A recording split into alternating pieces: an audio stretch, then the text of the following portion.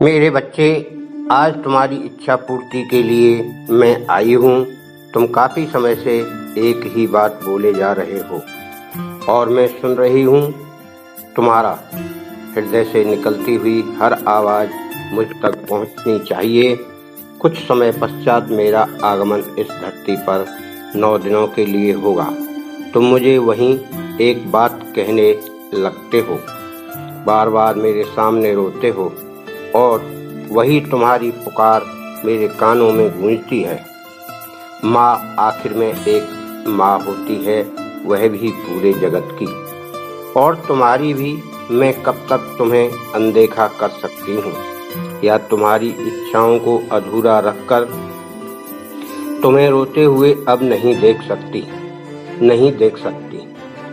तुम भूखे प्यासे रहकर मेरे नाम की रटना लगाए रहते हो और चुपचाप मैं देखती रहती हूँ।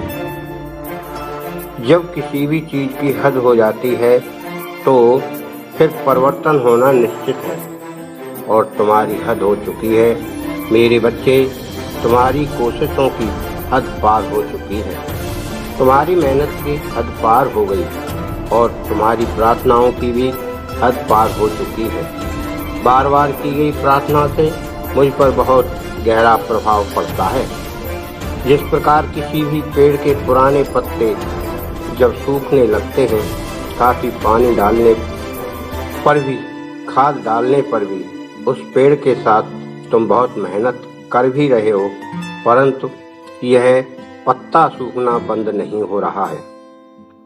उसके लिए तुम जो संभव कार्य कर सकते थे, तुमने वह सब किया, लेकिन जैसे ही उसके पत्ते गिरने लगे तुम चिंतित होने लगे। तुम्हें ऐसा आभास होने लगा कि पेड़ के पत्ते आखिर गिर क्यों रहे हैं। अगर पेड़ पत्ते इतनी मेहनत के बाद भी गिर रहे हैं तो क्या फायदा। लेकिन तुम भूल गए कि उस पेड़ को मिली शक्ति उन पुराने पत्तों को छोड़कर उसके पश्चात जो नए पत्ते आने वाले हैं और उगने वाले हैं, वह बहुत ही कोमल होंगे, पहले से ज्यादा सुंदर होंगे और ज्यादा ही खाने के लिए अच्छे लगेंगे और वो मनमोहक होंगे। इसका अर्थ यह है कि तुम्हारा कोई भी कार्य बहुत मेहनत करने के पश्चात ही बन रहा है, और तुम्हें ऐसा आभास होगा कि जितनी जरूरत है सभी कार्य पर मेहनत करने की उतना कर रहे हो, फिर कार्य पकड़ क्यों नहीं रहा।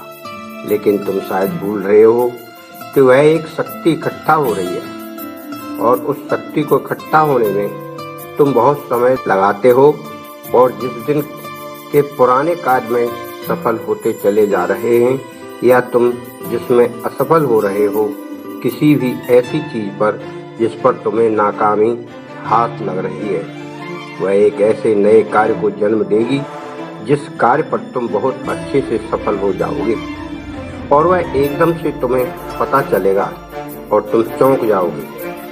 मेरे प्यारे बच्चे, मैं बता देना चाहती हूँ कि वह समय ज्यादा दूर नहीं है।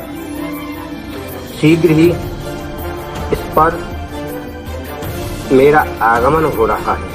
मैं 9 दिन के लिए केवल आप लोगों के बीच में रहूंगी। तुम केवल एक कार्य करते जाना।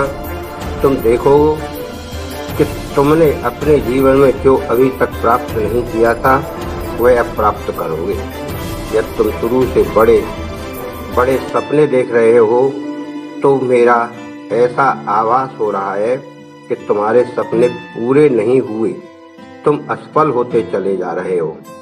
तो मैं तुमसे आज एक वादा करती हूँ कि नवरात्रि के 9 दिनों की बात, जैसे ही 9 दिन पूरे होंगे, वैसे ही तुम्हारे जीवन में कुछ बहुत सारा बदलाव होगा और सारे कार्य बनते चले जाएंगे। यह वही कार्य है जिस पर तुम काफी समय से विचार करते चले आ रहे हैं, लेकिन तुम इन 9 दिनों में आज मेरे बताए हुए कार्य को करना, क्योंकि इन 9 दिनों में तुम्हें वह शक्ति इकट्ठा करना है जो शक्ति के द्वारा तुम किसी भी कार्य को असफल से सफल कर सकते हो। उसमें आपको रोजाना नियम बनाकर 9 दिन पूजा करते हुए मेरे मंत्र का जाप करना है और मेरी आस्था और विश्वास की घड़ी को मत टूटने देना, इसको बनाए रखना। फिर तुम्हें वह सब प्राप्त होगा जिसका तुम्हें इंतजार है। यही मेरा शुभ संदेश आपके जीवन को ऊंचा उठाने में सहायक होगा।